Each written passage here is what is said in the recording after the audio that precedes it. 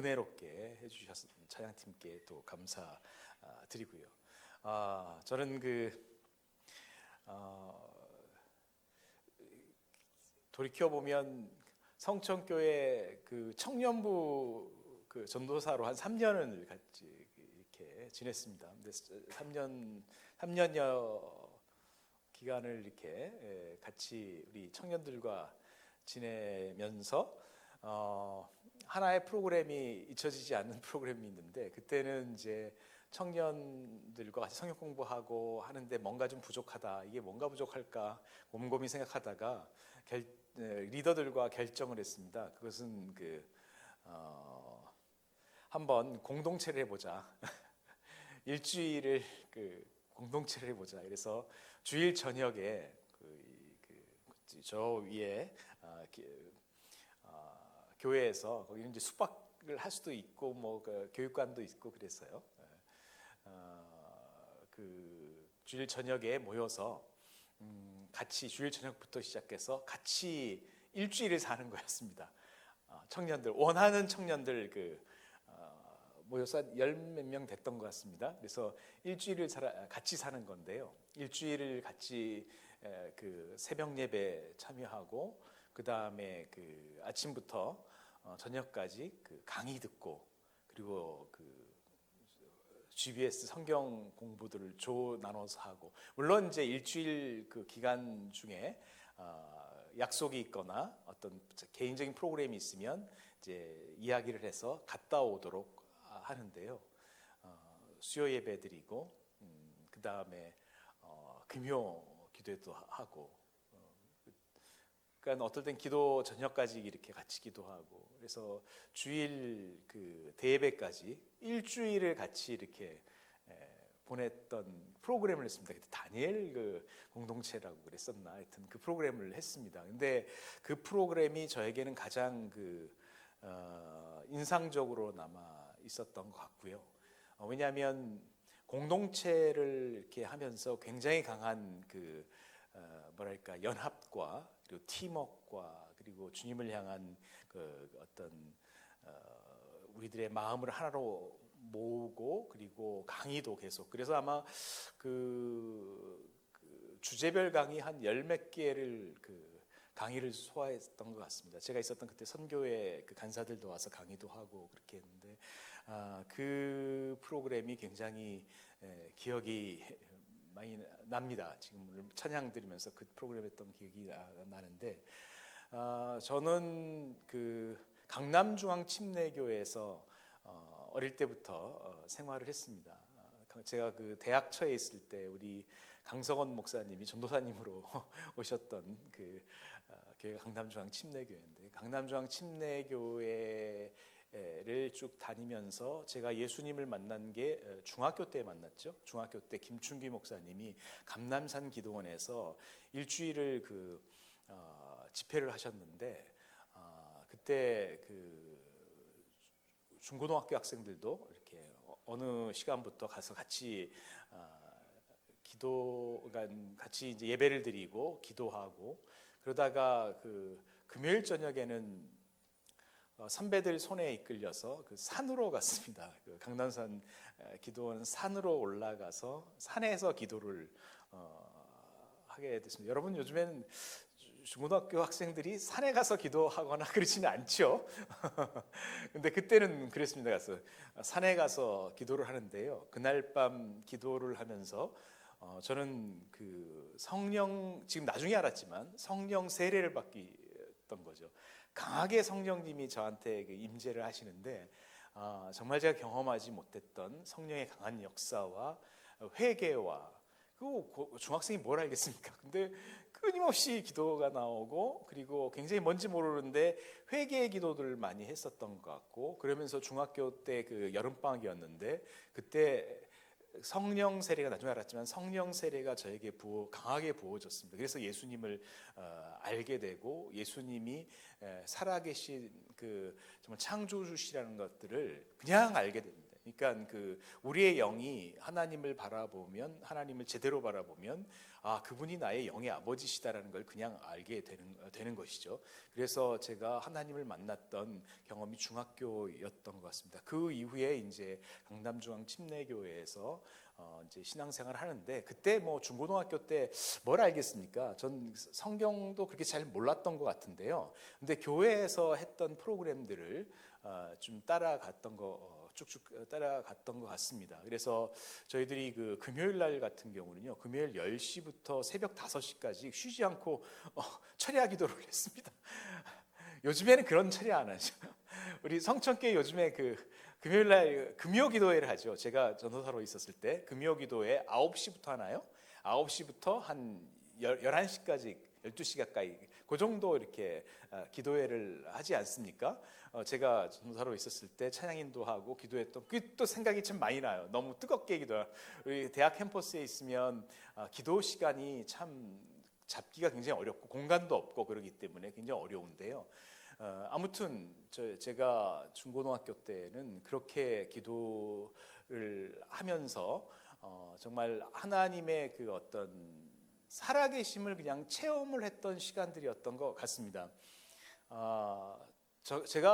내가 무엇을 믿는지, 나의 고백이 뭔지 그것을 말씀을 통해서 아는 것은 대학교 때 왔고요. 그 중고등학교 때는 그냥 그 하나님을 체험을 하게 되는 그런 시간들이었던 것 같습니다. 근데 왠지 몰랐지만 그 성령 세례를 받은 이후에, 성령을 받은 이후에는 그렇게 교회를 가고 싶었고, 그리고 목사님 말씀을 들으면 잘 이해가 되지 않지만은 말씀을 참 듣고 싶고, 그 말씀을 들으면 행복해하고 그러한 경험들이 있는 것 같습니다. 제가 이 말씀을 드린 이유는 뭐냐면, 요즘에 그 많은 기독 청년들이 성역 공부를 하고, 그리고 뭔가 그 예수님에 대해서 이해가 되고 깨달음이 왔지만은, 요즘에 많은 그 기독 청년들이 뭔가 그 신앙에 대해서 질문이 많고 흔들려대는, 그 어떤 그 세상 안에서의 흔들림이 있을 때 자꾸 흔들려대는 그러한 모습들이 있는 것인데, 그것은 가만히 보면 그 우리의 신앙이라는 게 내가 신앙을 이해했다, 내가 좀 깨달았다, 그래서 믿음이 자라가는 건 아닌 것 같고, 정말 그 우리의 진리가 실천으로, 순종으로 가기 위해서는 이게 뭐 공부를 한다고 해서 되는 문제는 아니, 그 이상의 것들이 필요한데, 그것이 바로 예수 그리스도를 경험하는 것이라고 생각합니다. 그래서 제가 잘 몰랐지만 중고등학교 때 주님을 경험했던 것들이 그 경험을 했던, 우리 세대의 그 경험을 했던 그 경험들은 굉장히 소중한 것이라고 생각합니다. 그 경험이 있었을 때, 살아계신 하나님을 만나게 됐을 때 흔들리지 않는 굳건한 신앙이 그렇게 있는 것 같습니다. 그래서 저도 뭐 대학 캠퍼스에서 성역 공부하고 양육하고 이렇게 많이 하지만은 그것으로 되는 문제가 아니라, 정말 주님께 예배 깊은 자리로 들어오고 와서 같이 기도하고 기도의 깊이 가운데 들어가는 것들이 굉장히 중요하다. 성전교회 늘 오면 기도가 쌓여 있고 정말 같이 기도하는 성도들이 분들이 계시고, 그렇기 때문에 같이 참 기도 속으로 들어가는 것들을 그리워하게 되고 그렇습니다. 많은 성천교회 성도님들에게 제가 사랑도 많이 받았기 때문에 그러한 그 기도에 대한 갈급함들이 저는 개인적으로 참 많이 있습니다. 여러분, 예수님을 경험해야 됩니다. 하나님을 만나야 해요. 그래야지 흔들리지 않아. 그 어떤 그 세상 안에서 내가 일을 하고 잡을 가지고 일을 하고 연구를 하고 뭐 여러 가지 일을 할 때 내 믿음이 흔들리지 아니하는 그런 계기들은 그 하나님을 이렇게 만나고 경험하고, 내가 만난 하나님, 그러한 경험들이 있는 것이 굉장히 중요하다. 우리가 일주일 동안 청년들과 함께 그 공동체를 하면서 기도 많이 하고 말씀 보고 그 일주일을 같이 이렇게 그 지내오면서 만났던 하나님 그리고 하였던 그 나의 지체들과 공동체를 이루었던 그 경험들은 굉장히 소중했던 부분들인 것 같습니다. 오늘 짧게 제가 여러분 여기 20대가 많은 것 같은데 제가 20대 했던 고민들과 내가 어떤 것들을 내가 20대 때 정리를 했고 그리고 오늘날 뭐 그 후에 이제 제가 살아가는 그 방향이 뭐냐, 그 역방향의 삶이라는 주제로 오늘 말씀을 드리려고 합니다. 우리 나오는 건요. 제가 20대 초반에 대학에 들어가면서, 그러니까 예수님과 하나님에 대한 성령님을 경험한 경험들이 있죠. 근데 대학에 들어가죠. 대학에 들어가면서 굉장히 이제 또 다른 세상 속에서 이제 신앙을 다시 확인을 하는 작업들을 하게 됐습니다. 아마 여기에 계신 20대의 많은 분들도 그런 그 신앙에 대한 확인들을 하게 되는 건데 첫 번째는 나는 도대체 어디에서 온 것인가? 나를 누가 만들었는가? 왜 나를 만들었는가? 그리고 한마디로 내가 어디에서 왔는가? 그러한 질문들을 하게 됩니다. 이러한 질문들 앞에서 대답이 분명하지 아니하면 그리스도인들, 그러니까 교회에서 성천교회에서 자라서 신앙을 가졌던 분들이라 할지라도 이것에 대한 대답이 분명하게 있지 아니하면, 그러니까 누가 나를 만들었고 정말 나를 창조하신 분이 있었는가, 이런 부분에 대한 질문과 이것에 대한 대답이 분명하지 아니하면 삶은 흔들려 됩니다. 끊임없이 흔들려 돼요. 그렇지 않나요? 정말 흔들려 돼요. 나를 창조하신 분이 계시다, 나를 만드신 분이 계신다, 그것을 분명하게 인식을 하게 되면 안 흔들리는데, 나이가 먹으면서 30대 40대 이렇게 넘어가면 갈수록 이러한 질문에 대해서 내가 어디에서부터 왔지? 라고 하는 질문에 대답이 불분명하면 삶은 여지없이 흔들려대는 수많은 사람들을 많이 보게 됩니다. 진화론은 대답을 하죠. 넘겨주시겠어요? 진화론은 이야기를 하죠. 우연히 생겼다. 그게 진화론적인 답인 거죠. 그리고 그것이 오랜 시간에 걸쳐서 진화돼서 사람이 만들어졌다. 어찌어찌 하다가 보니까 만들어졌다. 그게 진화론적인 대답이죠. 그래서 제가 이제 대학생들이랑 성역 공부하고 새 가족이 오게 되면 처음에 그 영적 세계와 자연 세계를 이야기를 합니다. 그 토픽을 얘기를 해요.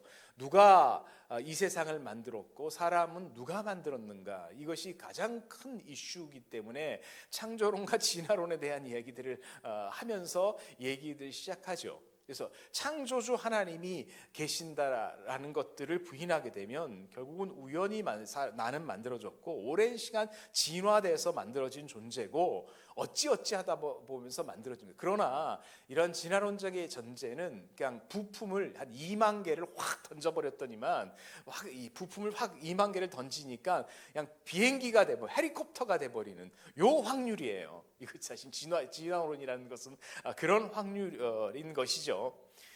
제가 대학에 와서 가장 생각을 많이 하게 된 부분들은 바로 그런 부분이죠. 내가 어디에서 왔고 나는 누구인가라는 그 질문들 앞에서 말씀으로 다시 한번 제가 정리를 하게 된 것입니다. 하나님이 자기 형상 곧 하나님의 형상대로 사람을 창조하시되 남자와 여자를 창조. 성경은요, 그냥 1장 1절 태초에 하나님이 천지를 창조하시니라고 창조주가 계시다라는 것을 분명하게 이야기를 하게 되고요. 그리고 하나님의 형상대로 이미지 오브 갓, 하나님의 형상대로 사람을 만들었다라는 거죠. 사람의 가치가 너무 고귀한 가치예요. 그래서 제가 가장 싫어하는 사람은 사람을 무시한 사람을 가장 싫어합니다. 이 사람이란 건 하나님의 형상대로 만든 이미지 오브 갓이라는, 우리 이게 성촌교회 지금 나오시는 그 모든 청년들은 하나님의 형상인 거예요. 이게 얼마나 놀라운 이야기입니까? 이 부분들이 강하게 이제 대학교 때 이제 제가 정리가 됐던 부분이죠. 주께서 내 내장을 지으시며 나의 모태에서 나를 만드셨나이다. 내가 주께 감사함은 나를 지으심이 심히 기묘하심이라. 주께서 하시는 일이 기함은 내 영혼이 잘 알지 아나이다. 내 이름으로 불려지는 모든 자 곧 내가 내 영광을 위하여 창조한 자를 내게 오게 하라. 그를 누가 지었어요? 내가 지었고 그를 내가 만들었느니라. 예, 이솜이 우리 그 재원 형제님의 그 저기 집사님이신가 형제님의 딸이지만 그 이솜을 지은 그 우리 그 고귀한 생명을 지은 하나님이 창조하셨다는 얘기입니다. 너무 놀랍지 않아요? 그래서 이소미가 얼마나 귀한 형상입니까? 귀하죠. 너무 하나님의 형상으로 지음을 받다는 얘기인 거죠. 우리는 그가 만드신 바라 그리스도 예수 안에서 선한 일을 위하여 지으심을 받은 자니, 선한 일을 위해서 지으심을 받는, 그러니까 우리의 존재 목적, 창조 목적은 하나님의 선한 일을 하다가 가면 되는 거예요. 하나님의 선한 일, 그러니까 뭐냐면 각자에게 하나님의 데스티니가 있다는 얘기입니다. 나에게 주어진 독특한 데스티니가 있다는 얘기인 거죠. 그래서 여러분들 안에 한 사람 한 사람마다 독특한 데스티니가 하나님 앞에 주어졌다라는 얘기인 거예요. 그 일을 하면 정말 인생을 잘 사는 거죠. 이 일은 하나님이 전에 예비하사 우리로 그 가운데 행하게 하려 하심이라. 그래서 제가 20대 가운데서 정말 깊이 깨달았고 알게 된 것은 나는 하나님의 자녀다.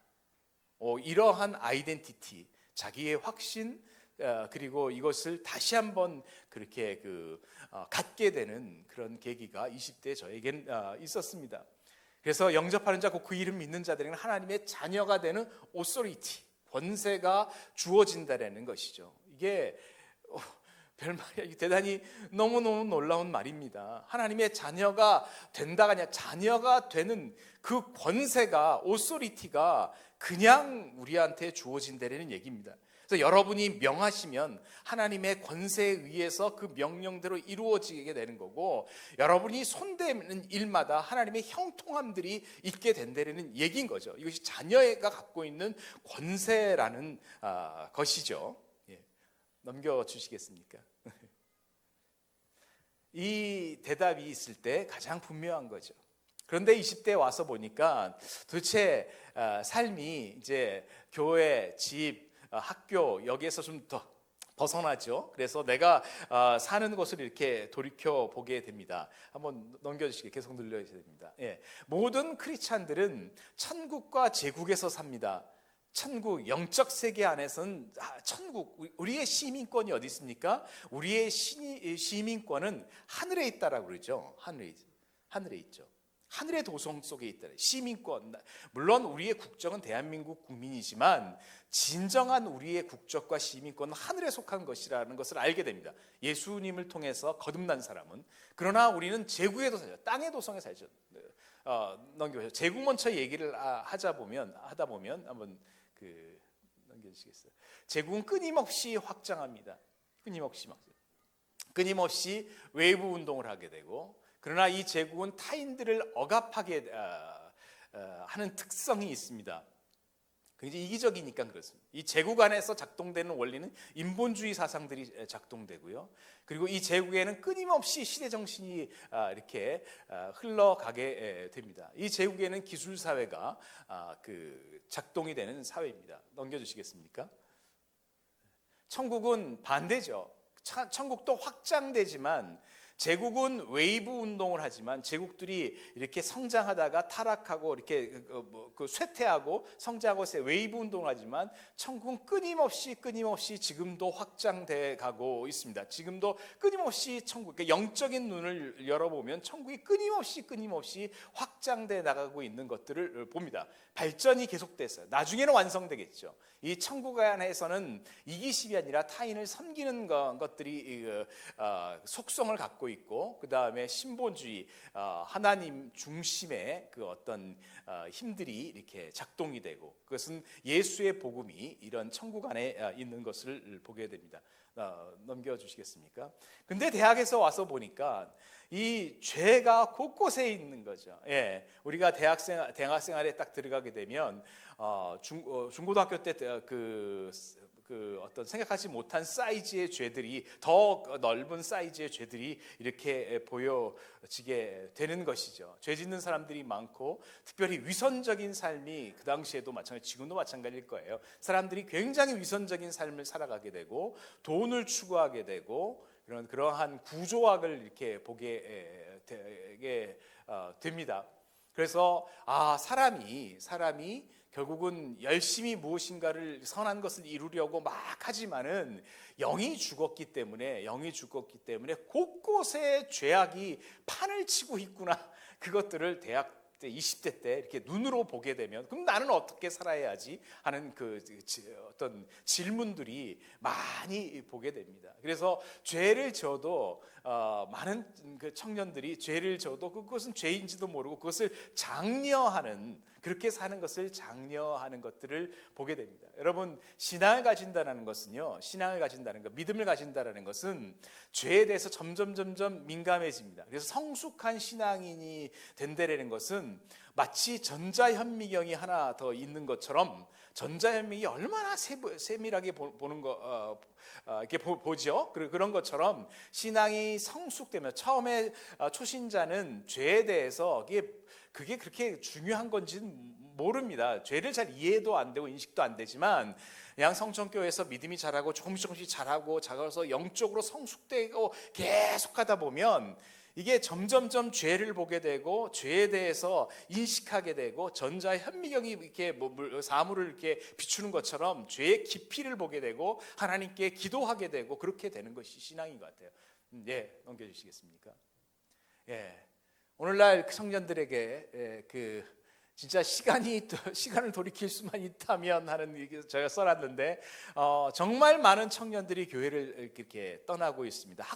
학원 복음화 협의회에서 20대의 15%가 크리스찬이라고 이렇게 표현들을 한다고 그래요. 15% 중에서 8%만이 자기 친구를 교회에 데려온 청년들이 8%라고 합니다. 그게 8%라고 한다면 100%의 1.4%밖에 안 되는 거예요.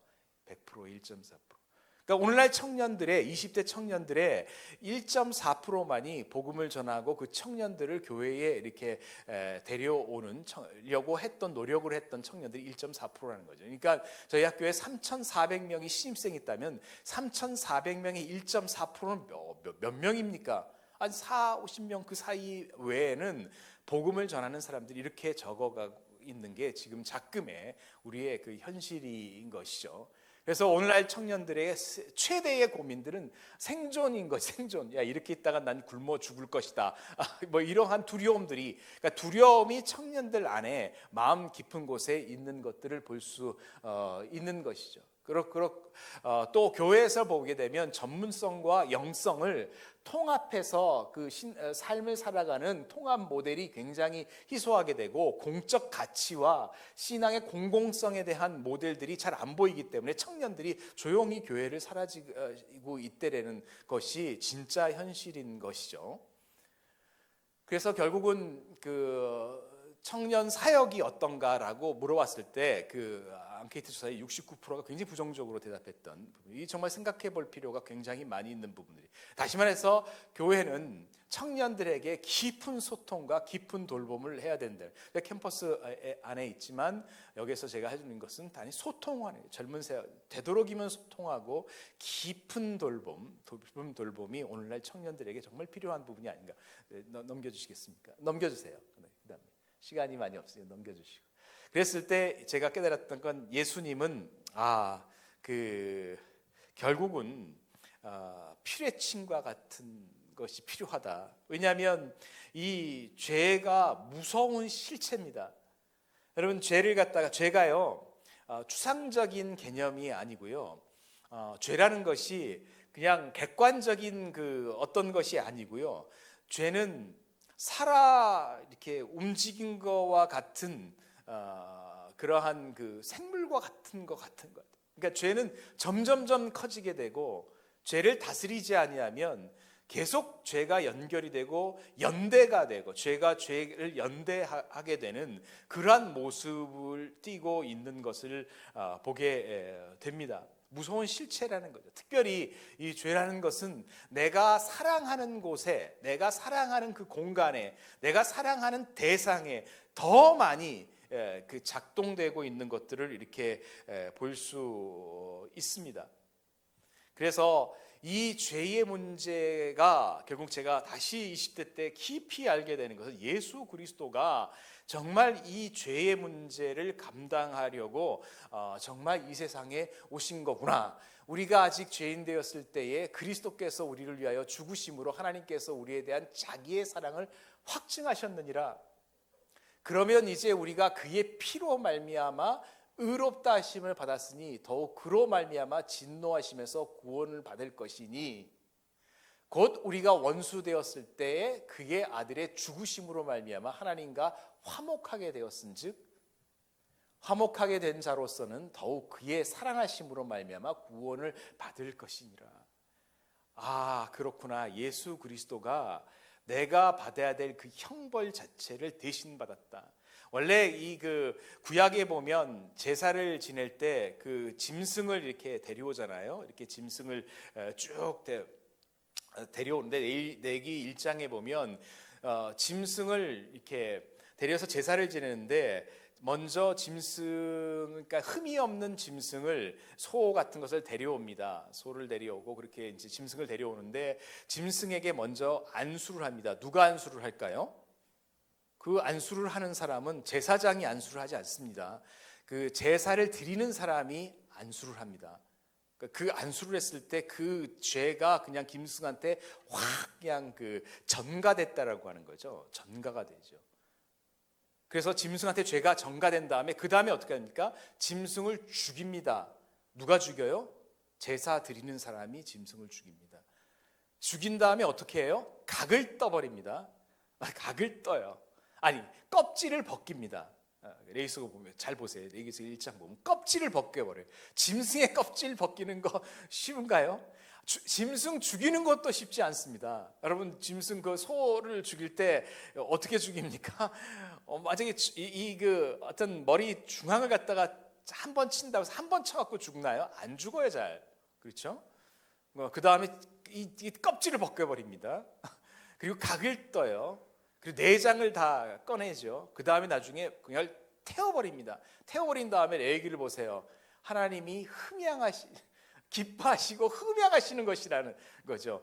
그래서 그러면 하나님은 대단히 사디스틱한 분이신가 생각해 볼 수 있죠. 너무나 피투성이가 되고 정말 이 제사 드리는 행위가 아름다운 행위가 아니에요. 피투성이의 행위인 거잖아요. 그래서 이런 제사를 드리는데 이런 제사들을 드리는 것에 하나님의 관점은 너무나 받으시기 기뻐하시는 향기로운 제물이라고 얘기를 하는 거죠. 그것은 그만큼 죄사함에 대해서 철저하게 그 제사를 통해서 우리가 그렇게 죄사함을 얻게 되는 것 아니겠습니까? 우리가 그 죄라는 것이 이렇게 심각하고 정말 피투성이고 싸워야 할 그 것들이라는 것들을 저는 20대 정말 알게 되고요.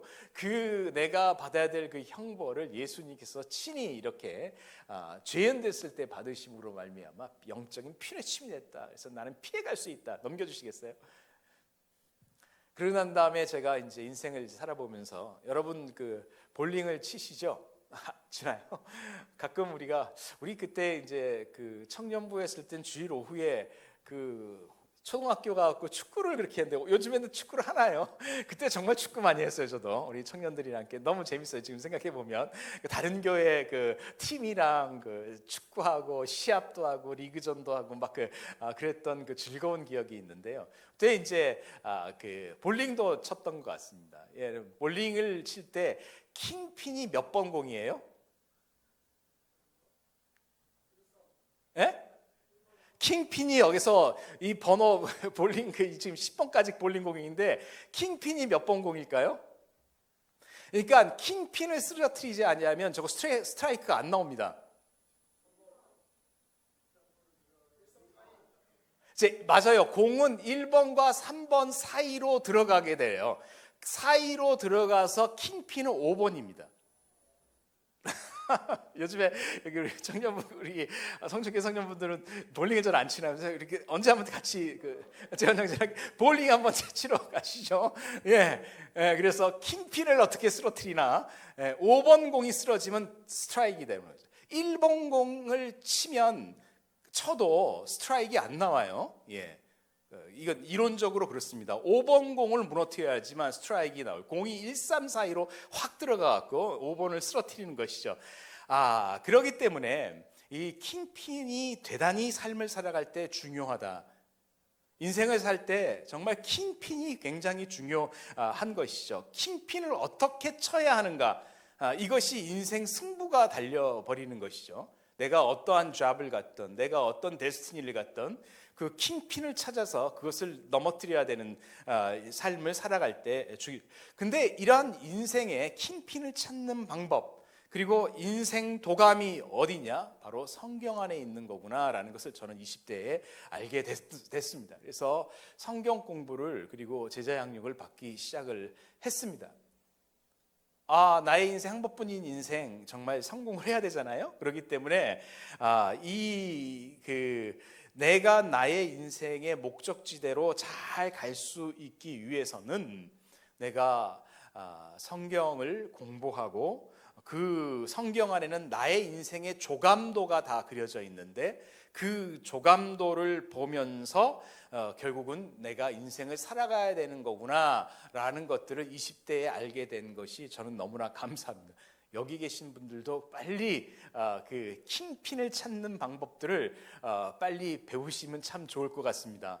그래야지 나의 인생이 이렇게 해결되고 풀리고 형통하고 그렇게 하나님을 이것을 위해서 정말 기도해야 합니다. 이것은 이게 내가 이해했다라고 내가 깨달았다 정도가 아니라 정말 기도의 자리로 금요일 날 이 킹핀을 찾고 내가 어떤 인생의 해결책들을 중요한 킹핀을 찾아서 이걸 무너뜨릴까라고 그러한 기도 뭔가 해야 한다라는 생각이 들으시면요. 와서 교회와 성천교회에 와서 기도하는 거예요. 밤새도록 기도하셔도 됩니다. 밤새도록. 킹핀을 무너뜨릴 때까지 영적으로 내가 무너뜨릴 때까지 밤에 그냥 와서 그냥 기도하는 거예요. 그냥 누가 뭐라고 하든 와서 기도하고 가고 기도하고 가고 기도하고 가고 기도하다가 어떻게 철야도 하고 그러한 청년의 어떤 열정들이 있을 때 이 킹핀들을 무너뜨려 버립니다. 팍 무너뜨리는 거죠. 여러분 이거 대단히 제가 간단하게 얘기를 했지만 대단히 중요한 거. 저는 파리에 있을 때도 파리 한인 침례교회에 있을 때도 이 킹핀의 문제다. 이게 좀 뭔가 이 영적인 씨름 내가 정말 축복받은 사람인가라는 질문 때문에 한 달을 교회에서 같이 저녁마다 교회에 와서 기도했던 적이 있는데요. 그러한 인생의 승부를 기도로 승부를 내겠다라고 하는 사람들은 그러한 어떤 기도의 결심들, 말씀 읽음에 대한 결심들을 해가야 되는 것 같습니다. 넘겨주시겠습니까? 마지막 넘겨주세요. 이제 시간이 많이 갔으니까 쭉쭉 요 사이클에 대해서 설명하고 저는 마치려고 합니다. 여러분 인생을 살아가는데 보면 이 사이클들이 있는 것 같습니다. 보통 세상에서는요 업적을 내라고 합니다. 공부를 하더라도 공부에 업적을 내라고 하죠. 업적을 성적 순으로 대학도 간다니까 업적을 내라고 하죠. 회사에 들어가게 되면 어떤 업무 업적을 내라고 끊임없이 합니다. 그래서 업적을 잘 쌓은 사람들은 성공하고 어떤 것을 실현하고, 그러나 업적을 못 낸 사람들은 실패를 하는 그러한 것들이 있죠. 그러나 성공하는 사람보다도 대부분의 많은 사람들은 그렇게 실패에 쪽에 가까운, 그렇게 성공했다라고 표현할 수 없는 사람들이 굉장히 많은 거죠. 그래서 만약에 그 업적을 내서 성공을 하게 되면 이렇게 성공을 하게 되면, 시간이 많이 없어요. 뭐 케이스들은 많이 못 들어, 어떻게 다음에 와서 더 좋은 케이스들을 많이 설명을 드리겠습니다. 그러면 내가 의미를 찾게 돼요. 인생의 의미를 찾게 됩니다.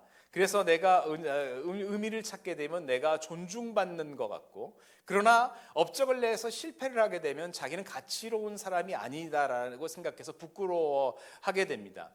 그러면 나는 아무런 그 의미가 없는 노바디가 돼버리는 거죠. 그래서 스스로를 갖다가 비난을 하게 되는 것이, 아이덴티티가 형성이 안 되는 거예요. 그러다가 보니까 결국은 숨어버립니다. 숨어버려서 뭔가 사회에서 이렇게 한 발 떨어지는 그러한 인생들을 살아가는 부분들이 있습니다. 이렇게 세상이 돌아가는 것, 이것이 뭐 정도의 차이가 있지만은 이렇게 세상에서 돌아가고 있는 것이 두려움의 사이클로 돌아가고 있는 방법들입니다. 세상은 이러한 사이클로 돌도록 굉장히 필연적으로 이렇게 만들어가고 있는 부분들입니다. 세상은 그렇게 돼 있어요. 그래서 열심히 했으면 할수록, 성공을 했다라고, 조그만 성공을 했다 하면 할수록 더 큰 두려움들이, 불안감들이 생겨버립니다. 두려움들 안에는 두 마음이 이렇게 품어지고 혼동스럽게 되는 거죠. 어떤 사람들은 이런 두려움 때문에 좋은 업적을 낼 수도 있어요. 그런 사람들은 소수죠. 이 사이클은요 굉장히 파워풀합니다. 교회에서도 이 사이클로 돌아가는 교회 많습니다. 이 사이클로 돌아가 똑같이 업적을 내고, 그래서 11월 달에는 수능 시험 기도회 막 하잖아요.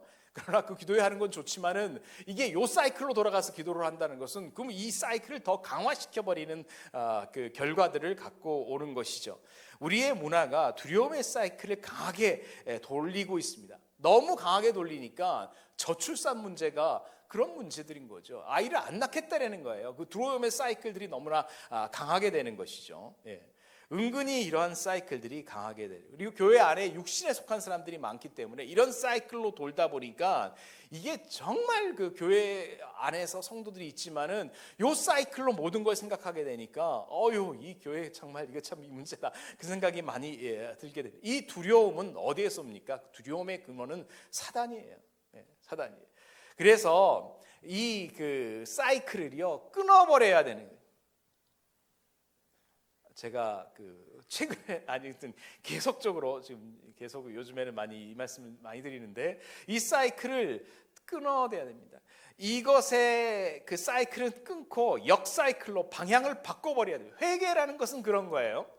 이 사이클로 돌아가는 것이 아니고요, 다른 사이클로 반대 역방향으로 돌아가는 게 바로 회개입니다. 뜻을 정하고 이게 회복이 돼야 돼요. 이 방향을 바꿔서. 그래서 방향과 순서를 바꾸는 것이 굉장히 중요합니다. 그러나 예수 그리스도를 정말 만난 사람은, 정말 영적으로 예수 그리스도를 만난 사람은 이 역방향을 선택하게 할 수 있어요. 여러분, 예수를 안 믿어도 역방향으로 도는 사람들이 가끔 나와요. 이런 사람들이 어떤 큰 기업들을 만드는 것들을 봅니다. 역방향으로 돌 때 굉장히 좋은 결과들을 만들어내는 것들을 봅니다. 이 역사이클은 자유함을 줍니다. 여기에서는 자유가 있는 것이죠. 그래서 역방향으로 보면 내가 하나님께 속한 자다. 내가 하나님께 속한 자다. 그것들을 알게 됩니다. 넘겨주세요. 마지막 슬라이드일 것 같은데요. 내가 하나님께 속한 자다. 나는 하나님의 사랑받은 자녀다. 이제부터 내가 사는 것은 킹덤 속에 산다. 이것들을 확신하게 됩니다.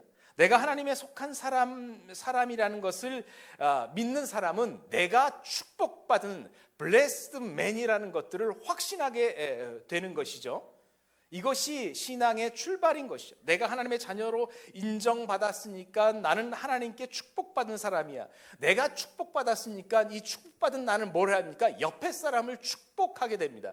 여러분, 지난주에 몇 사람을 축복해 봤나요? 여러분이 축복한 사람이 누굽니까?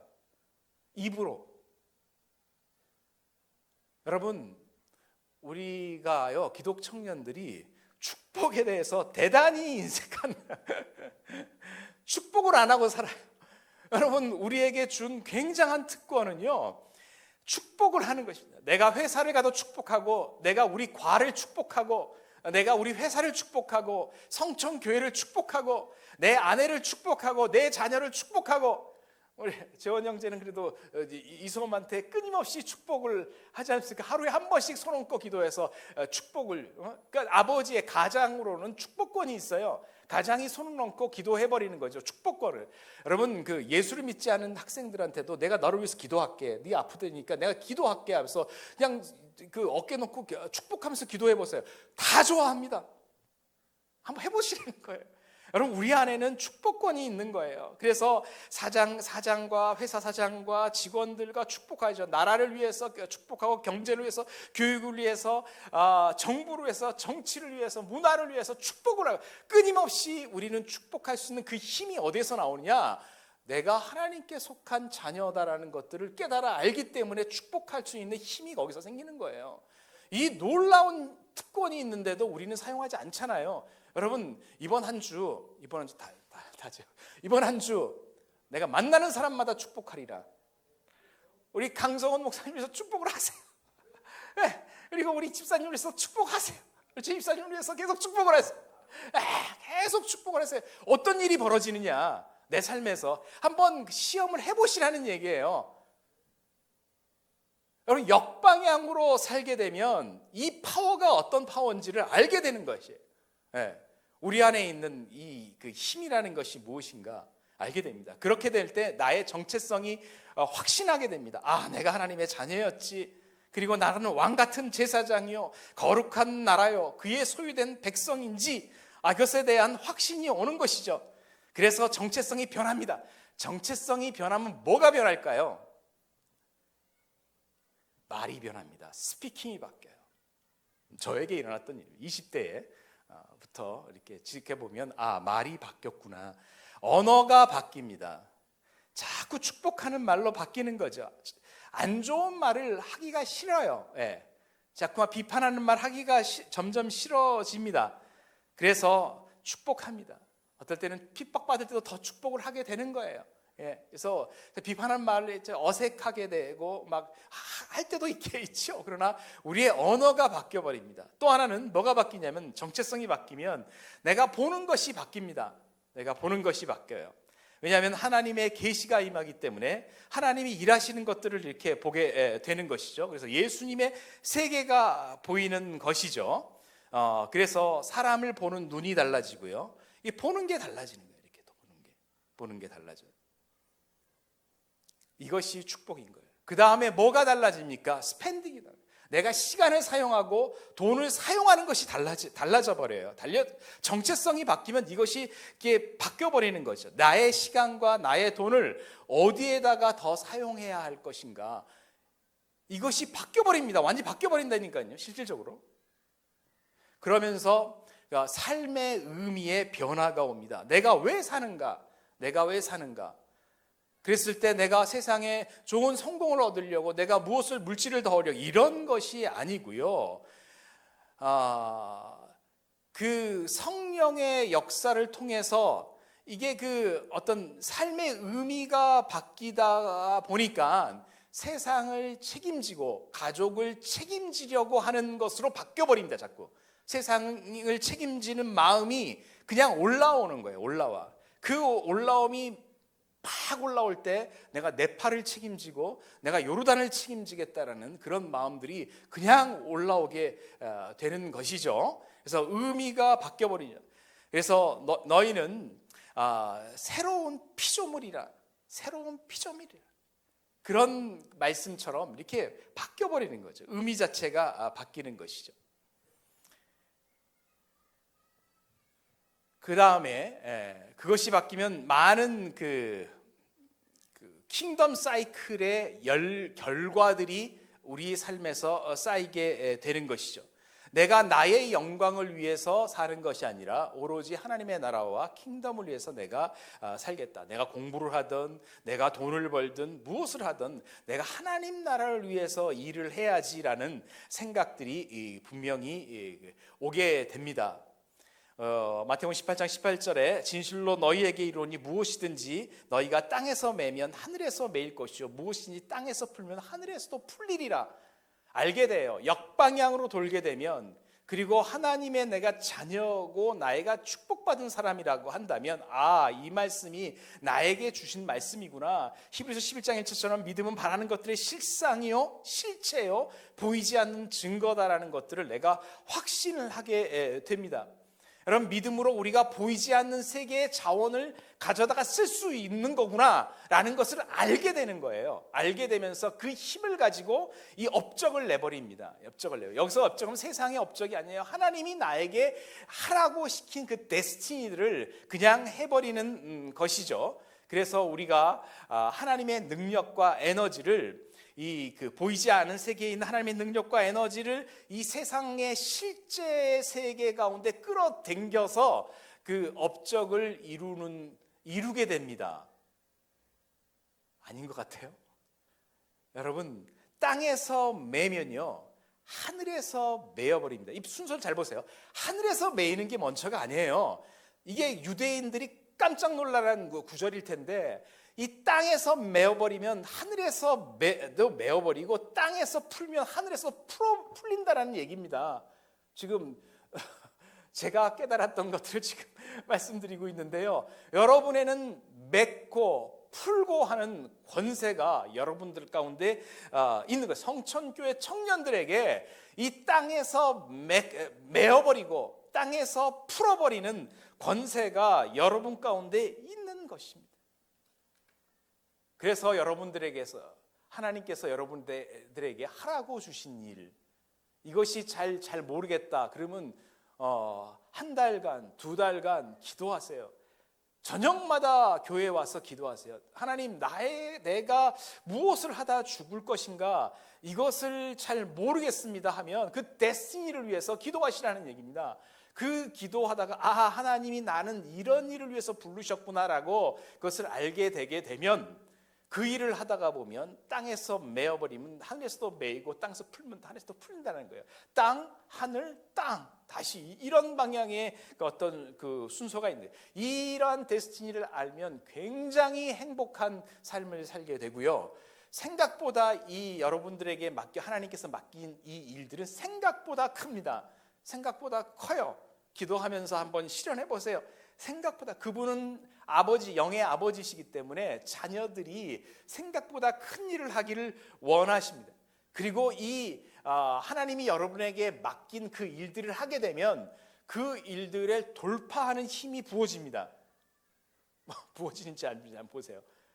방향을 그 두려움의 사이클, 세속 사이클로 돌지 말고 이 킹덤 사이클로 돌면서 하나님이 나에게 주시는 일이 이거구나라는 것들을 확신하면, 그걸 놓고 기도하고 그 일들을 하게 되면 생각보다 그 장애가 있지만 돌파하는 힘이 거기서 생깁니다. 출애굽 갈 때 데스티니는 이집트를 빠져나가는 것이 데스티니였고요.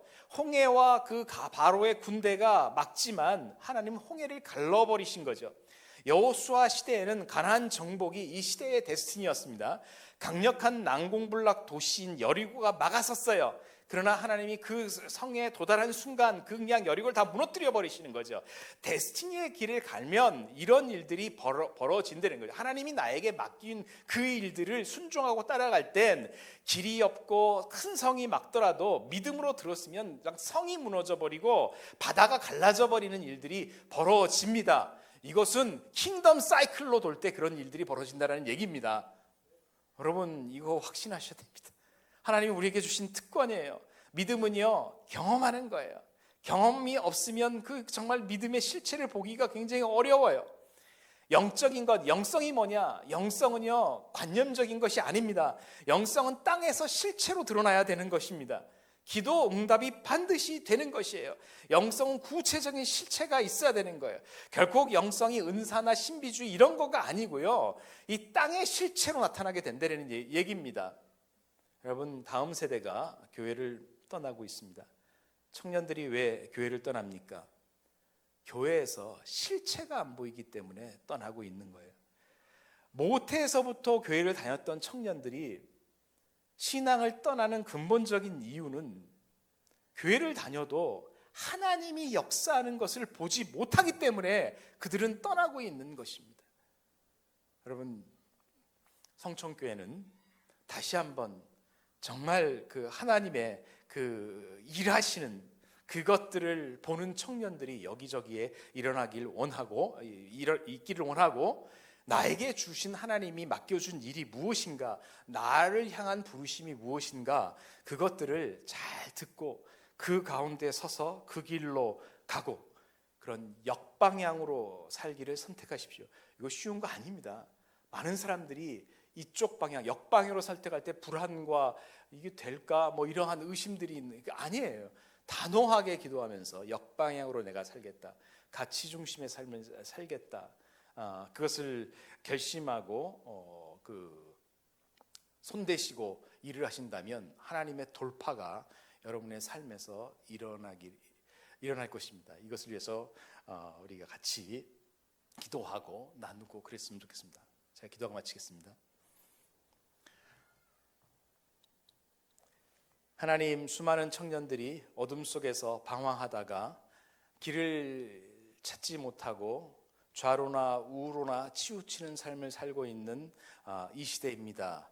하나님 아버지, 이런 시대 안에서 성천교회, 사랑하는 성천교회의 청년들은 하나님의 부르심의 음성을 들을 수 있도록 귀를 열어 주십시오. 하나님 아버지, 사랑하는 형제들이 눈을 열어서 하나님의 일하심을 볼 수 있도록 영의 눈을 열어주시길 간절히 바라곤 합니다.